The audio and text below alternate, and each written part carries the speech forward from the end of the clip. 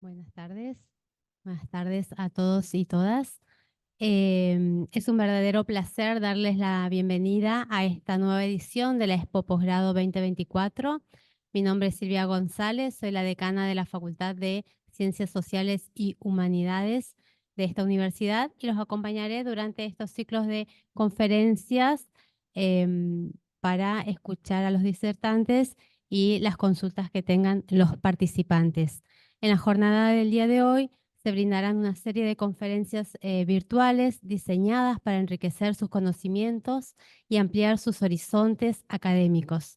Aunque cada temática se llevará de manera independiente, cada una está pensada para proporcionarles perspectivas innovadoras y profundas sobre temas claves de las carreras de posgrado de la universidad.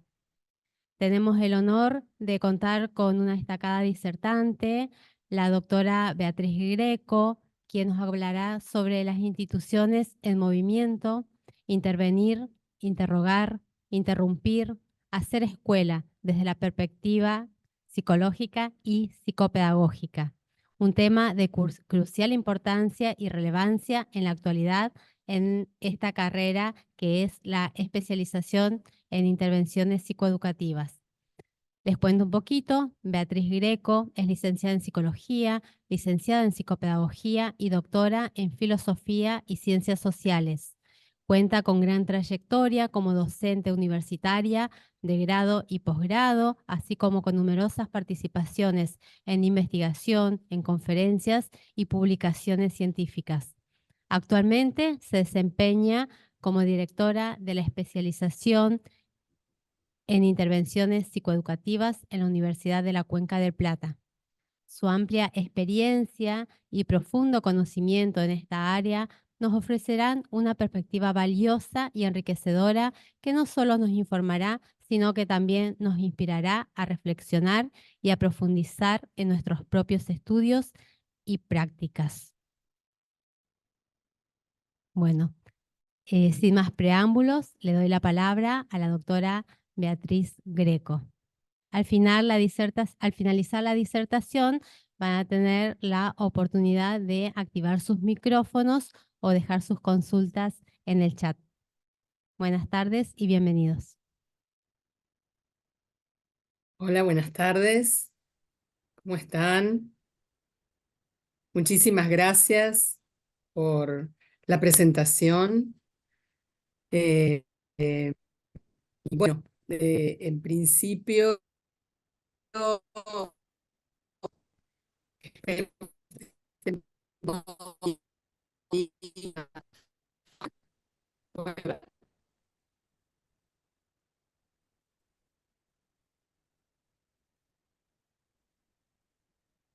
¿alguien me avisa si se está viendo el power de la carrera?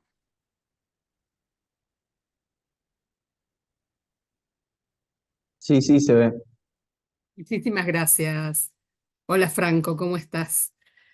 Eh, bueno, en principio contarles que venimos ya con dos cohortes, una que fue de modo presencial de la carrera de especialización en intervenciones psicoeducativas. En la primera parte les voy a contar un poquito acerca de la carrera y luego profundizar en la perspectiva, ¿sí? Desde dónde nos paramos para trabajar en intervenciones psicoeducativas con licenciados y licenciadas en psicología y en psicopedagogía. Esa es la convocatoria, a quienes nos dirigimos.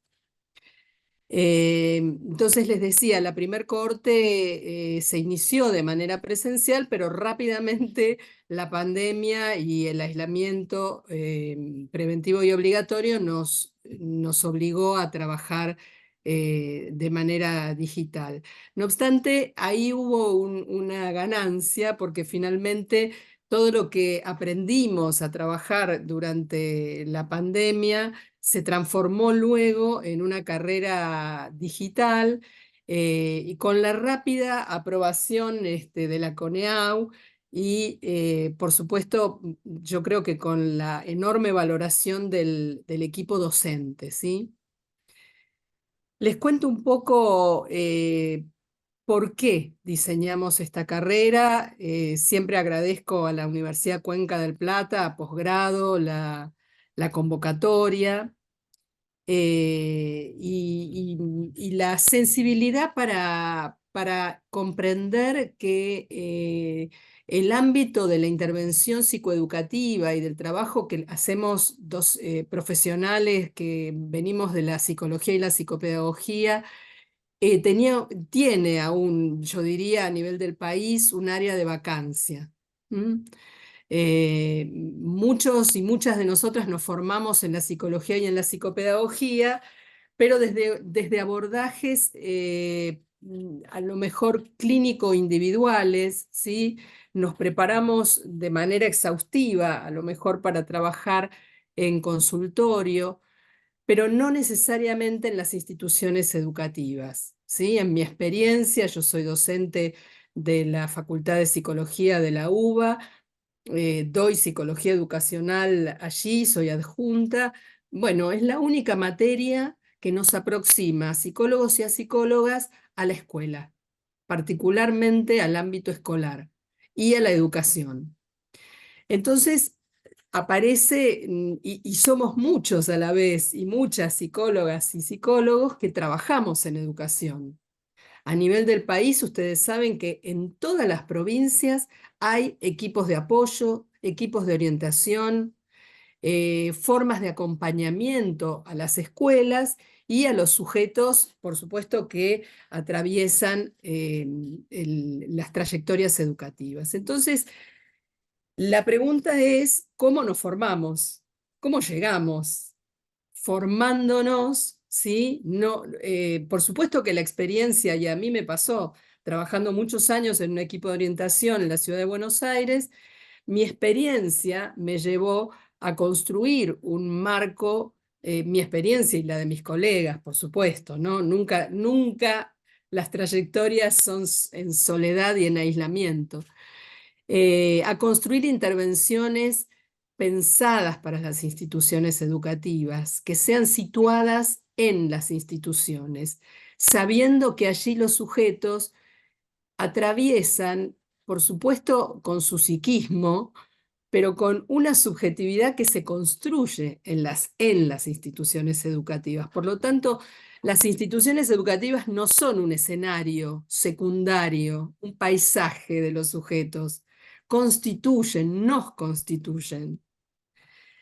De manera que lo que nos dimos como desafío es el de propiciar ese ámbito de formación que permite incorporar teorías o revisar teorías, si ustedes quieren, porque nuestros cursantes ya son licenciados o licenciadas, y a la vez construir estrategias de intervención para resolución de problemáticas educativas, resolución de conflictos, abordaje de situaciones institucionales y puesta en marcha, colaboración de puesta en marcha de políticas educativas para las que no siempre estamos preparados y preparadas, ¿no? Estoy pensando, por ejemplo, particularmente lo que hace la educación sexual integral, ¿sí?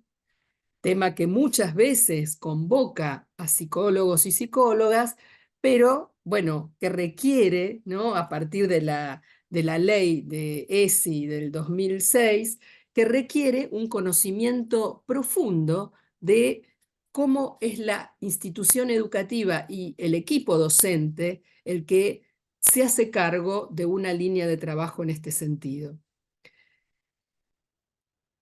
Entonces, la carrera apunta a profundizar conocimientos teóricos, conocimientos prácticos. Hay mucha práctica desplegada.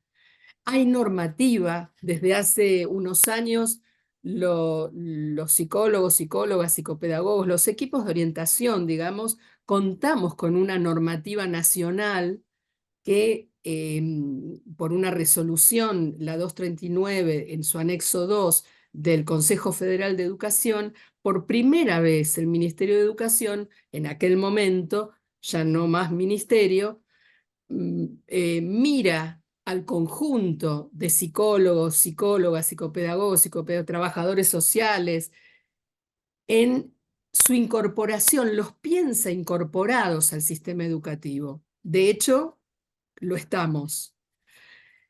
Entonces, se da allí una necesidad muy fuerte de profundizar estos conocimientos teóricos, prácticos, normativos, metodologías para intervenir en instituciones educativas y para asumir una perspectiva que parta, y esto lo voy a profundizar un poquito más tarde, una mirada problematizadora que le haga lugar a la demanda de las escuelas, pero que la reconfigure, que la nutra con perspectivas justamente interdisciplinarias.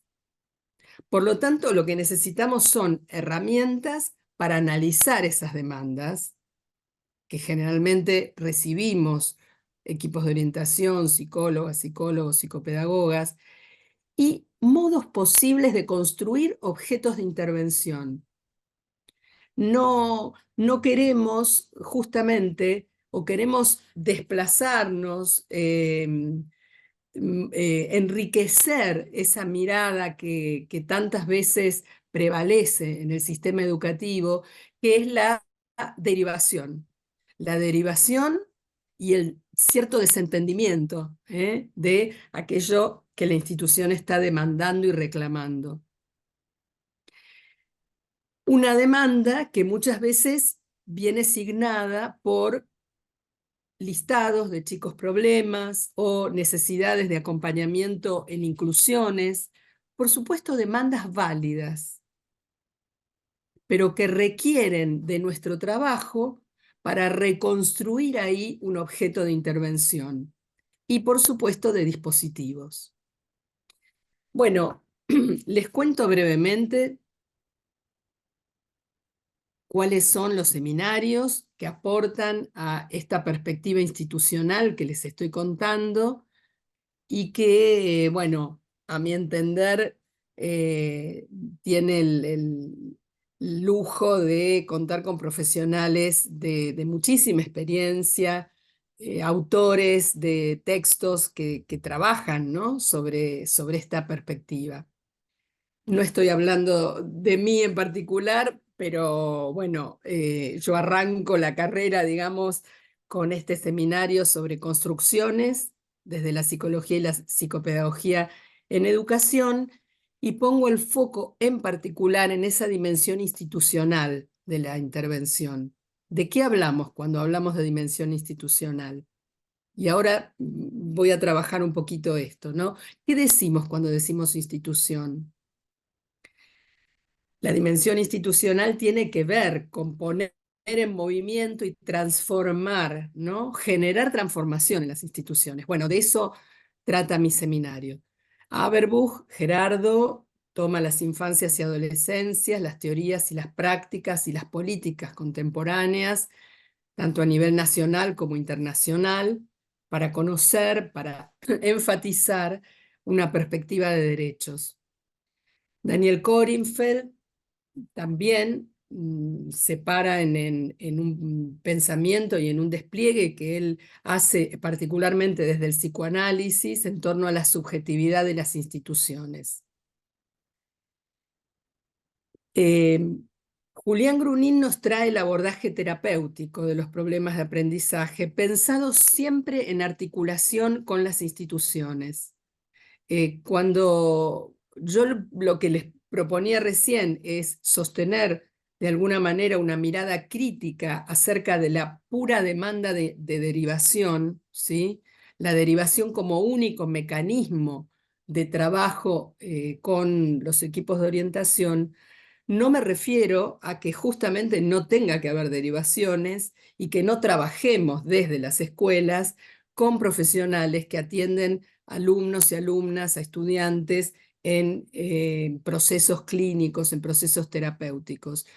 Julián es un psicoanalista de la Cátedra de Psicopedagogía Clínica de la Facultad de Psicología de la UBA, con muchísima experiencia, y nos trae justamente esos puntos de articulación con el ámbito de lo escolar.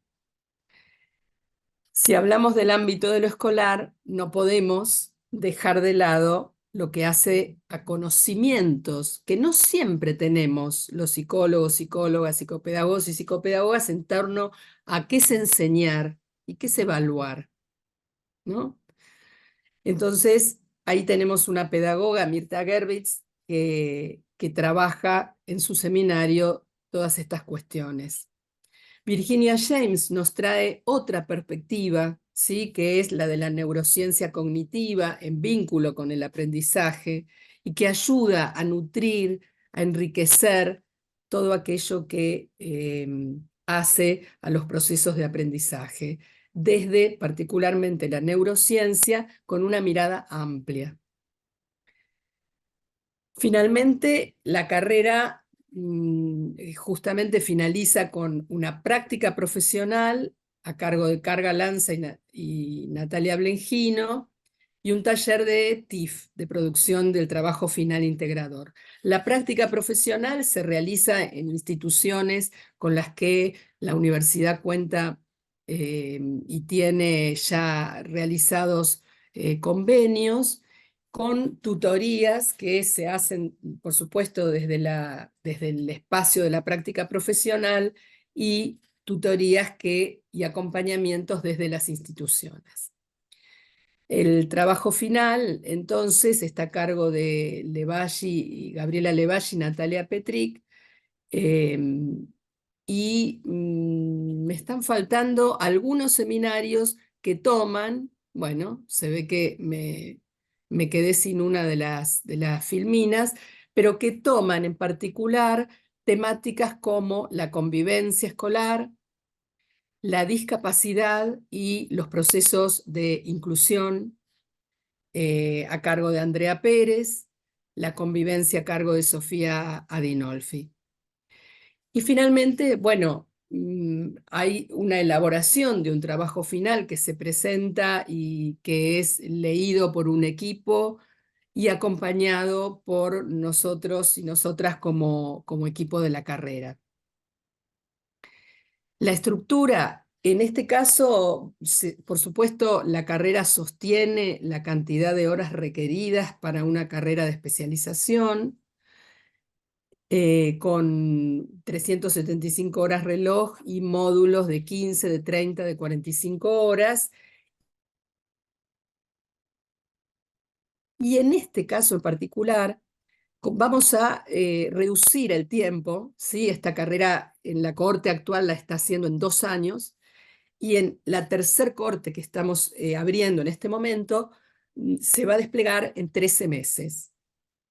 Con lo cual, quienes la cursen van a tener clases sincrónicas semanales de 2 horas y media, y tutorías también semanales asincrónicas de la misma cantidad de tiempo. Todo el trabajo que hacemos en los seminarios es teórico-práctico.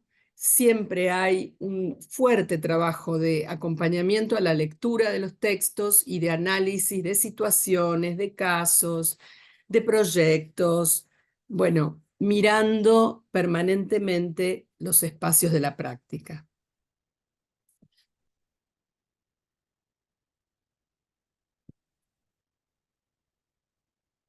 No sé si quieren hacer ahora alguna pregunta o pasamos a conversar un poco más acerca de esto de por qué instituciones en movimiento y por qué pensar qué quiere decir hacer escuela hoy. ¿O lo dejamos para el final?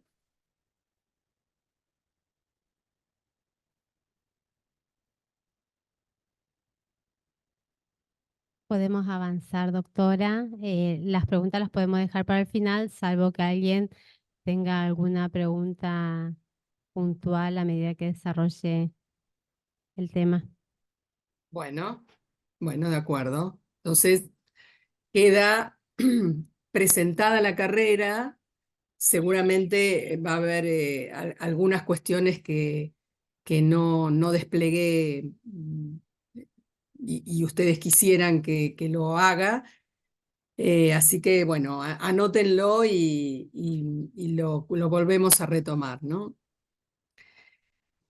Yo les decía hace un rato que hay algo muy, muy fuerte, muy contundente hoy, y que es la pregunta por lo que quiere decir hacer escuela, ¿sí?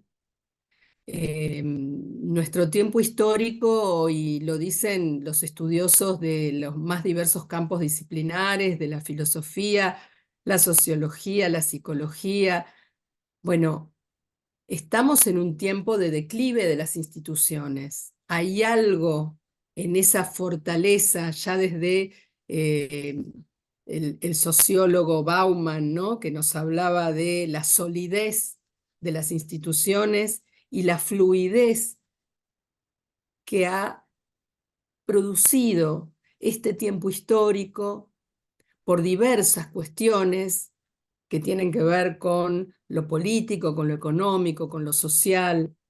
Nuestras instituciones se vuelven, ¿sí?, con menor capacidad, si ustedes quieren, de instituir aquello que quieren instituir o de fijar determinadas maneras de hacer y de ser. En tiempos de solidez, dicen algunos historiadores, se sufría de un exceso de fijeza, ¿no? De relaciones jerárquicas, excesivamente, ¿no?, jerárquicas, en donde lo que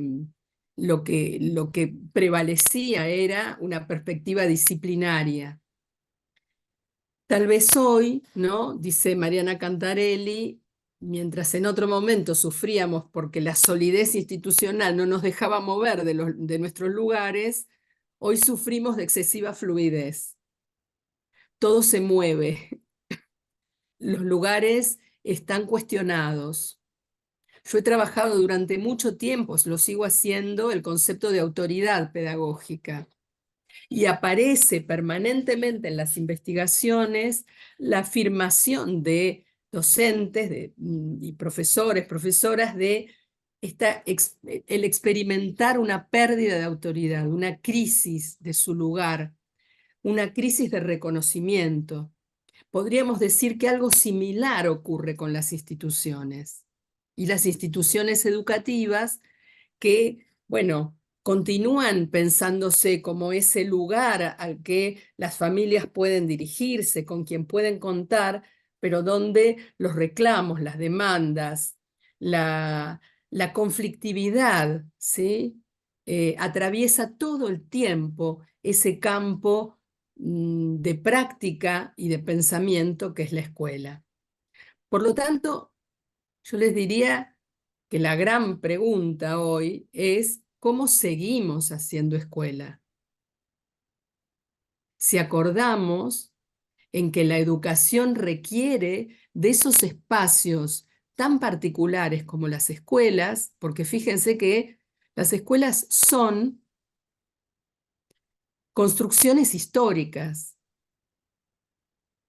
Las escuelas no son parte de la naturaleza, no son montañas, ríos, árboles, se construyeron históricamente, ¿sí?, en momentos en que la sociedad industrial requería, necesitaba incluir a los hijos, ¿no?, de los trabajadores en espacios comunes para ser educados. Entonces, no voy a desplegar, muchos de ustedes deben conocer ampliamente las perspectivas históricas de lo escolar, ¿no? Pero todo nos conduce a reconocer que hoy, y tras la pandemia, esto se ha profundizado. ¿Qué es hacer esa escuela? ¿Cómo sostener esos lugares de enseñar y de aprender? ¿Cómo generar un diálogo con las nuevas generaciones que imprima la capacidad de la experiencia, de una experiencia escolar que no es la misma que la que nuestros chicos y chicas tienen en sus familias, ni en sus barrios, ni en sus clubes. No sé si mejor, otra. Es otra experiencia, en donde un conjunto de chicos y de chicas de edades similares se reúnen en un ámbito alrededor de objetos de conocimiento. Y los adultos y adultas nos hacemos cargo de sostener esa transmisión de objetos culturales y de conocimiento. Dicho así, suena muy fácil, muy interesante, no dudamos de que eso es una escuela, pero en el día a día y en el cotidiano no resulta tan simple y por el contrario, aquello que en otros momentos históricos, ¿no?, parecía dado por hecho, obvio, ¿cómo no va a ocurrir que un docente tenga autoridad? Hoy esto aparece mucho más conmovido. Por lo tanto, el reclamo de pensar la escuela en forma transdisciplinaria es acuciante, ¿sí? Hace falta un diálogo de saberes.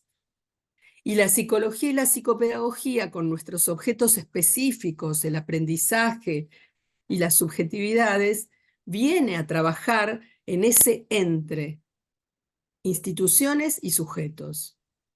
Es un entre fecundo, porque en ese entre se construye comunidad.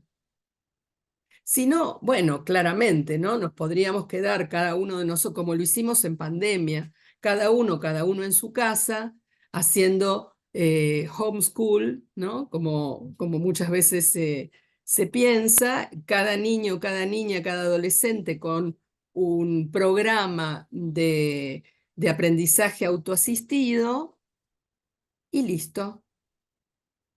Pero la pregunta es por el lazo, la pregunta es por el lazo social, por esa trama que construye la escuela y que tiene que ver con nuestras sociedades.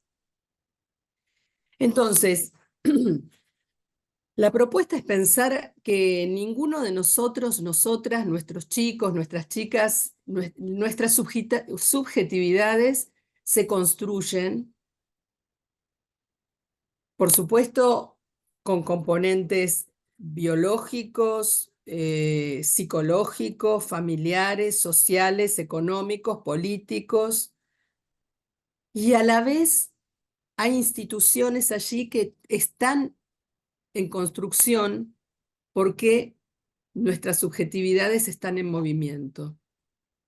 Tenemos dos posibilidades: pensar que las instituciones son bloques inamovibles en el tiempo, que funcionan en todas las épocas de la misma manera, o todo lo contrario, pensar que las instituciones sostienen, enmarcan, encuadran, sostienen un encuadre de trabajo, pero están en movimiento, todo el tiempo entramando allí escenas, preguntas, afectos, experiencias, tiempos, espacios, miradas, conflictos.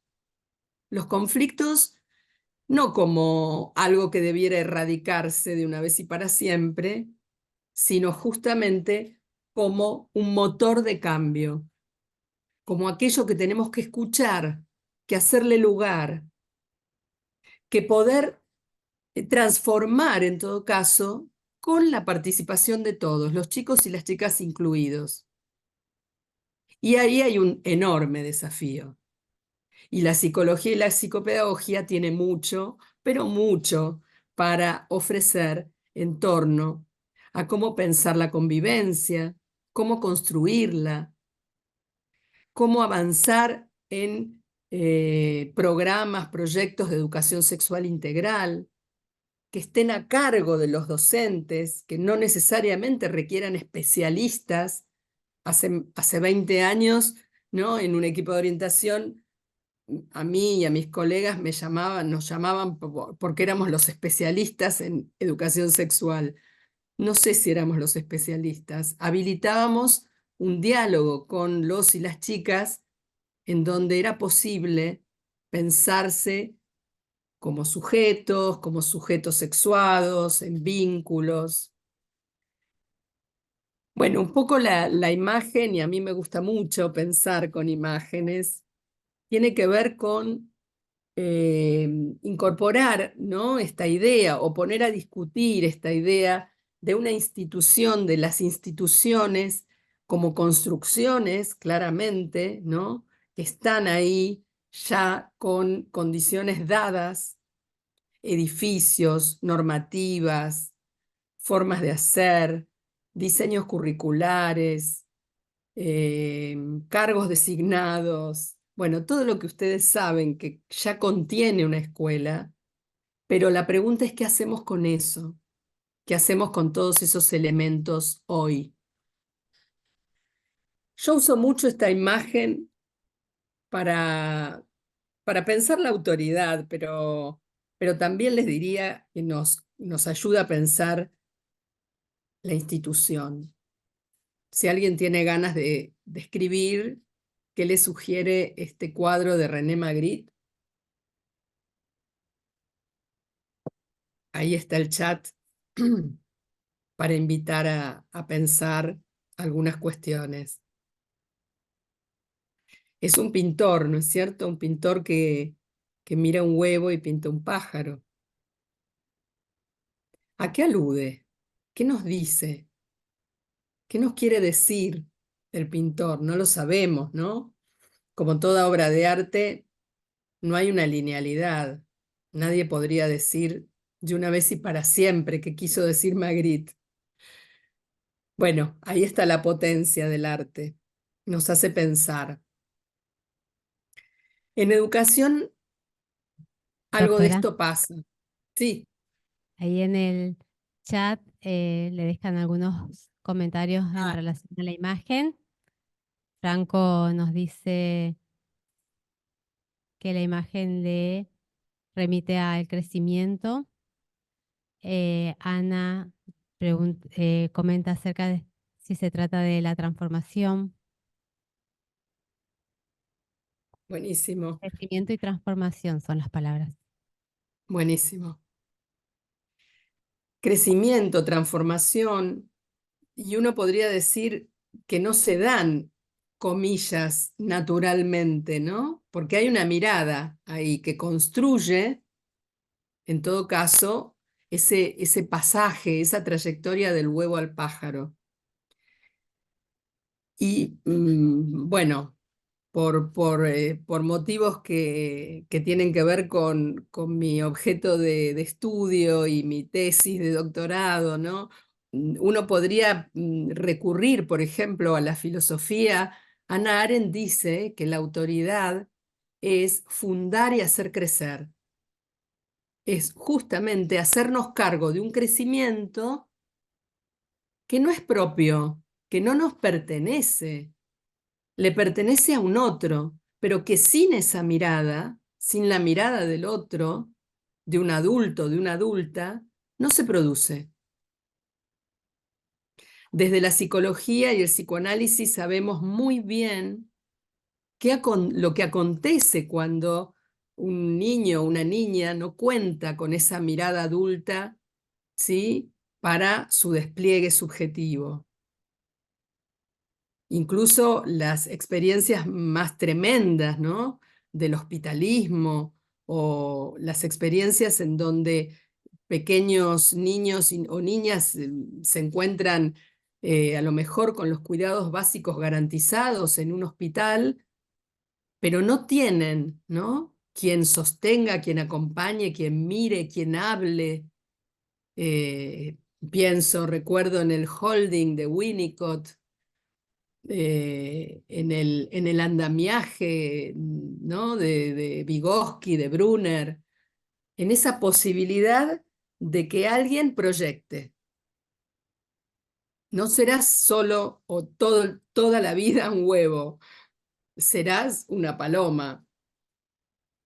Creo que en educación hacemos eso. Sostenemos una mirada con quien tenemos ahí, en ese momento, pero a la vez lo pensamos o la pensamos en el futuro. abrimos un espacio de promesa, de tiempo que todavía no es, y por lo tanto de una capacidad de transformación de esa subjetividad.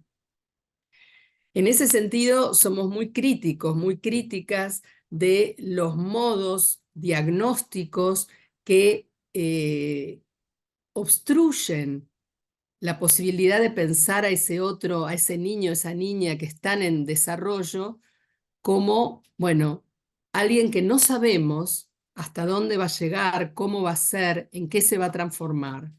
No lo sabemos. No me estoy refiriendo críticamente a todo diagnóstico, sino a los usos indebidos de diagnósticos. Hay justamente un documento muy interesante de la Comisión Nacional de Salud Mental que se refiere a estos usos indebidos de diagnóstico que etiquetan, como dice Benazayag, etiquetan, ponen un rótulo a los sujetos como si cualquiera de nosotros, y sobre todo niños, niñas y adolescentes, no fuéramos procesos en permanente transformación. Entonces, bueno, también uno podría decir, pero bueno, ¿cómo sabe este pintor que de ese huevo va a salir una paloma y a lo mejor otra cosa, ¿no? Podría salir de allí. También podemos pensar entonces que la autoridad o que la institución nos asigna, ¿no? Y a veces en forma autoritaria, nos asigna un lugar ya determinado, ya sea biológicamente, psicológicamente, familiarmente. Pero no dejo de pensar que también esta imagen nos ayuda a entender nuestra tarea como equipos de acompañamiento a las instituciones. Nosotros también miramos a las instituciones y nos proponemos ciertas líneas o procesos de transformación. Claro que no lo hacemos en soledad. No, nunca podríamos intervenir sin la corresponsabilidad de equipos docentes, de equipos directivos, de un hacerse mutuamente, ¿no? Un poco en ese sentido va esta imagen de las manos dibujando la orientación, el acompañamiento, el asesoramiento que hacemos o que pensamos desde nuestra perspectiva, implica un mutuo hacerse, un mutuo constituirse, como en una relación pedagógica también, ¿no? Algunos se preguntan, ¿pero quién hace a quién? ¿El maestro al alumno o el alumno al maestro? Bueno, es una relación, es un entre y es una construcción conjunta.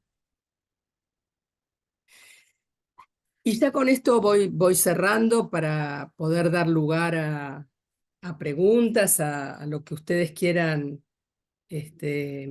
hacer, acercar como comentarios.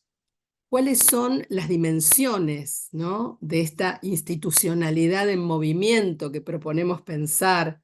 Porque si no la pensáramos en movimiento a la institución educativa, bueno, no tendríamos demasiada posibilidad de intervenir. O intervendríamos siempre y todo el tiempo bajo una demanda de expulsión. Yo les diría que cuando nos piden sáquenme a este chico o a esta chica, también hay una cierta expulsión de nuestra tarea. Háganse cargo de este problema, pero no incidan o no lo digo como una culpabilización, lo digo como una lógica de funcionamiento institucional que muchas veces hay que intentar romper. Entonces, bueno, menciono rápidamente una dimensión político-normativa que está sustentada, ¿no?, desde la Ley Nacional de Educación, que dice que la educación es un derecho. Desde ese lugar tenemos toda la responsabilidad junto con, ¿no?, docentes y directivos, de poder pensar perspectivas de cuidado, formas, ¿no? La ESI trae una manera de trabajo en las instituciones que habilita, y es una ley. Por supuesto, hay una dimensión histórico-política y formativa, ¿no es cierto? Las escuelas tienen mandatos fundacionales y en la formación docente se juega también un conjunto de maneras de pensar y de hacer y de enseñar. Y entonces allí a veces nos desencontramos. Tenemos que tener en cuenta esta dimensión histórico-política y relativa a la formación docente y a nuestra propia formación. Claro que una escuela no podría pensarse sin la dimensión pedagógica y organizacional. Por lo tanto, hay ahí un trabajo con equipos directivos que es central, les diría. Para mí, toda escuela que cuente con un equipo directivo que piensa esa escuela, que la piensa en transformación, articulando tiempos, espacios, nuevos formatos, cómo se enseña, cómo se aprende, cómo se convive. Bueno, es un equipo directivo que capaz de generar esos cambios institucionales que hacen que la escuela sea habitable. Y finalmente, bueno, una dimensión cultural que produce subjetividad, como dice Silvia Bleichmar, y que es afectiva, que incluye los afectos, ¿no? Que nos desafía todo el tiempo también. Hay una relación con la escuela, en la escuela con la comunidad, con las familias, con otras instituciones. Hablamos mucho de trabajo en red, no siempre se sostiene. Bueno, sobre eso tenemos mucho para seguir aprendiendo. Bueno, si les parece, voy dejando acá y dejo abierto el diálogo, la pregunta y lo que quieran decir.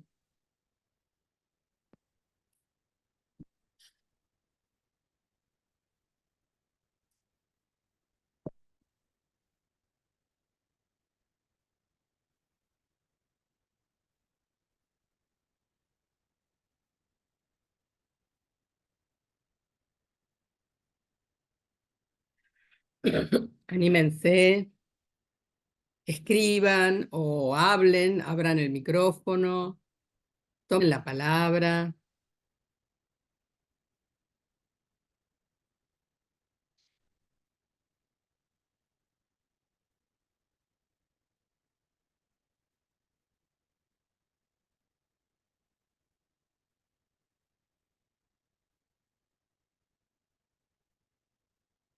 ¿Ninguna pregunta?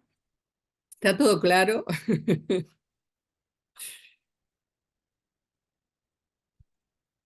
Bueno, no se ven preguntas, la verdad que sí, que la presentación fue muy clara. Yo pensaba, si me permite, em, lo difícil, cómo uno fácilmente se pierde por ahí en las dimensiones. Es como en el análisis, digamos, cómo uno fracciona o segmenta para tratar de comprender, digamos, es muy fácil caer en esa fragmentación para que la respuesta sea más sencilla, quizás, ¿verdad? Sí. Entonces, cuando vuelve a presentar las dimensiones, y acá en el aula está presencial, de manera presencial, mi grupo de estudiantes que la están escuchando, que no están apareciendo en pantallas, y bueno, en las carreras siempre insistimos en la multidimensionalidad, en lo político, en lo económico, en lo subjetivo, bueno, todas las que usted mencionaba, pero como uno por ahí ante una situación rápido se pierde y como que se enfoca en alguna de ellas. Sí, totalmente. Es así. Y bueno, esto obedece a múltiples cuestiones. También nuestro pensamiento está formateado de manera de sostener unidades de análisis menos complejas, ¿no? O que se circunscriben al sujeto individual. Esto es una tradición del pensamiento moderno, ¿sí? Una manera de pensar cartesianamente. Es decir, hay un sujeto individual y él es el que porta o ella las características y las explicaciones de aquello que no funciona, que no se aprende o que no va. Entonces, justamente el desafío es construir unidades de análisis mucho más complejas, que sean multidimensiones en marcos relacionales. Y con esas unidades de análisis construidas, esto lo trabajan muy bien en un viejo texto, Vaquero y Terilli. Bueno, nos permiten comprender las situaciones de una manera mucho más interesante para poder intervenir. Porque si el problema está exclusivamente recayendo en la individualidad de un sujeto, no hay muchas posibilidades más que intervenir sobre ese sujeto, ¿no? Ahí Ana Paula García pregunta, las relaciones de jerarquía, a ver, Dice, le leo, las sí, relaciones de jerarquía todavía pueden llegar a existir en la actualidad de manera abusiva, es decir, que todavía haya profesionales que tengan el estigma de institucionalización. sí, absolutamente, sí, sí. Podemos reconocer situaciones yo les diría, de autoritarismo en todas las instituciones. Y es un trabajo, ¿no? Esto de poder pensar en democratizar nuestras instituciones, la misma universidad, ¿no? Yo trabajo en la Universidad de Buenos Aires y bueno, en una de las carreras nos preguntamos todo el tiempo cómo abrir la participación de los estudiantes, de qué modo nuestra responsabilidad, por supuesto, es la de ofrecer una trayectoria a recorrer para formarse, pero eso no implica necesariamente autoritarismo, ¿no? Y el autoritarismo se juega en expresiones micropolíticas. El aula es un espacio micropolítico de relaciones de poder. Y es muy, absolutamente necesario repensar las maneras que tenemos, ¿sí?, de ejercer esa autoridad que tenemos los docentes, las docentes, que no necesariamente es un poder, y mucho menos un poder abusivo sobre el otro, ¿no? Así que sí, mucho para preguntarse y para seguir trabajando. Gracias, Ana Paula.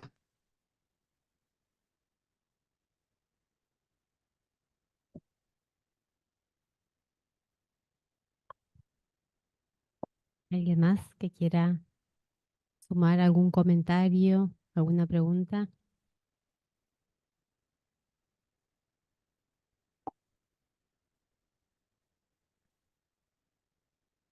Bueno, mientras esperamos a ver si alguien se anima a consultar, por ahí a modo de cierre, tratándose de la Expo Posgrado y este espacio que se abre para dar a conocer las ofertas de posgrado de la universidad, por ahí contarles que me parece muy importante lo que nos compartió al inicio en relación a la duración y a la modalidad de cursado de la especialización.